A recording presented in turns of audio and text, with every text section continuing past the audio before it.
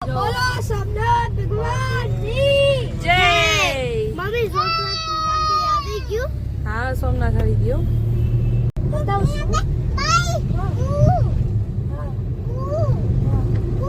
છે ને અહીંયા બધું હોર્સ છે પછી કેમલ છે પછી આખું દરિયો છે ત્યાં બધું છે. તમે જોજો કે એન્ડમાં બાય બાય.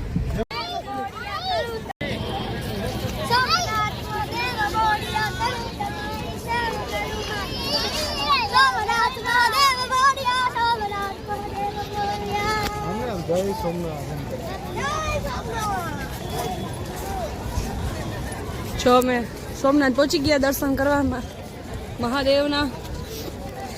અહીંયા લગભગ અંદર તો નહીં લઈ જવા દે ફોન ને ચપ્પલ ને અહીંયા જમા કરાવવાનું છે. નહીં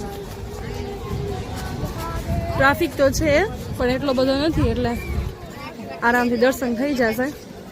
આરતીનો સમય છે, હવે જોઈએ છીએ આરતીના દર્શન થાય છે કે બાકી. જોઈ લ્યો મહાદેવની ધજાના દર્શન કરી લ્યો.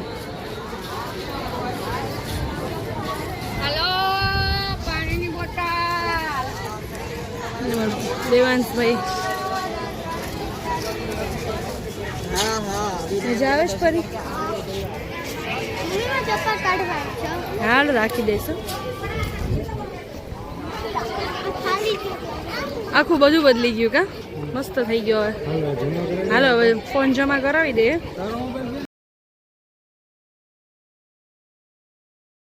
તો જુઓ મસ્ત મહાદેવની આરતી ચાલુ હતી તો સોમનાથ મહાદેવની આરતી કરી લીધી.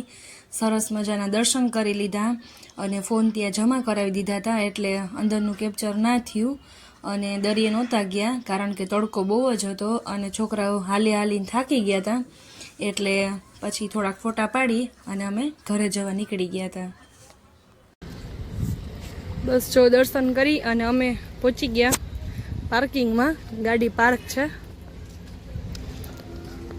બહુ સરસ જગ્યા છે અહીંયા પાર્કિંગ કરવાની.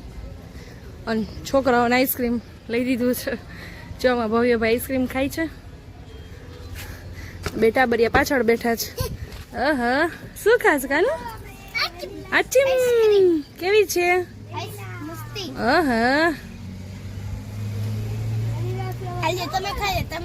ના બેટા મેં સોડા પીધી. હવે સીધ જવું છે ઘરે. ભવ્ય બર્થડે બોય.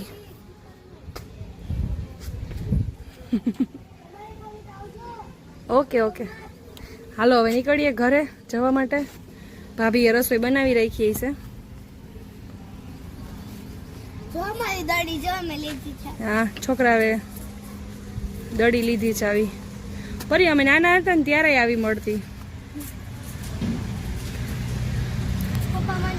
ગમે એટલા રમકડા હોય પણ અમે આવીએ એટલે લેવાનું જ.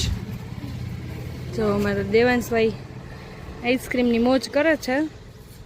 ગરમી છે પણ બહુ ગરમી છે. આઈસ્ક્રીમ તો નહીં પણ ઠંડી. કાનું શું ખાસ? આચીમ. હે આચીમ.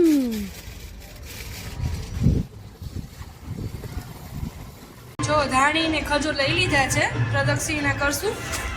ચાલો આપણે જઈએ. સોમનાથ જય સ્વામિનારાયણ. જો આજે હોળી છે ને અમે દર્શન કરવા જઈએ છીએ બધાય. અમારા કાનો જો આ રહ્યા. હાલો તમને દર્શન કરાવીએ. ગભરાઈશું નહીં. એવું કાર્ય કરવામાં છે તમે સુપર માર્કેટ આપી દો છે.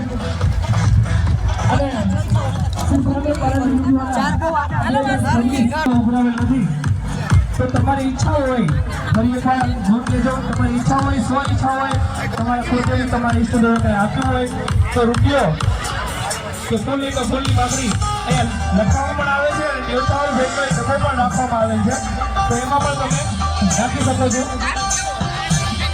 આ ભેટ પાત્ર જેટલું પણ અહીંયા સમાજ દ્વારા આપવામાં આવશે આપના જે કે હોલિકા દહનની મુખ્ય પ્રસાદી કહેવાય કે સવારે 8 થી 9 માં શ્રી લાલુભાઈ પારેખ ટાઉનશીપના ગેટ પાસે વિતરણ કરવામાં આવશે, તો પ્રસાદીનો અવશ્ય લાભ લેવો.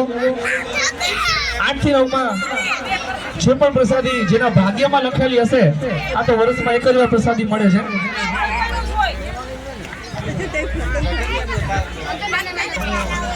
આ હોલિકા દહનનો મહિમા જોકે બધાને ખબર જ હોય, પણ ટૂંકમાં વાત કરું તો હરણાકશિપુ જ્યારે પ્રહલાદને નારાયણનું નામ છોડાવવા માટે અનેક ઉપાયો કરે છે, એમાં હરણાકશિપુ પોતાની બેન હોલિકાને અગ્નિ પછેડો ઓઢી અને પ્રહલાદને ખોળામાં લઈ અને અગ્નિદાહ દેવાનો પ્રયાસ કરે છે. ત્યારે ભગવાન નરસિંહ લોખંડના થાંભલામાંથી જ્યારે પ્રગટ થાય છે, ત્યારે કડક કટ કરતો થાંભલો ફાટે ને કવિના મુખમાંથી થરાડે થંભ નામનો છંદ પ્રગટ થાય. પણ કેવો છંદ? ગઢ હડ ગ્રજ ગડાડા અલગ પર હડાડે થંભ થડાડે નરસિંહ થયો જીય સ્તંભ થડાડે નરસિંહ થયો. ભગવાન ગતિ ગહન ગહન સર હન પાવ રમન સમન ત્રય તાપ રડ ધર ધરન ધરન જૌજરિયન છન છન મન ધો ચરણ રન ભવન પટ તન મન ધન ધન તન વ્યાપ નયન ત્રણ રામ રમાપતિ હૃદય લે તઈ વાર વાર વાર પર પરંપરા અજર વાર ધાર ધર ધર ધાર ધાર ધાર.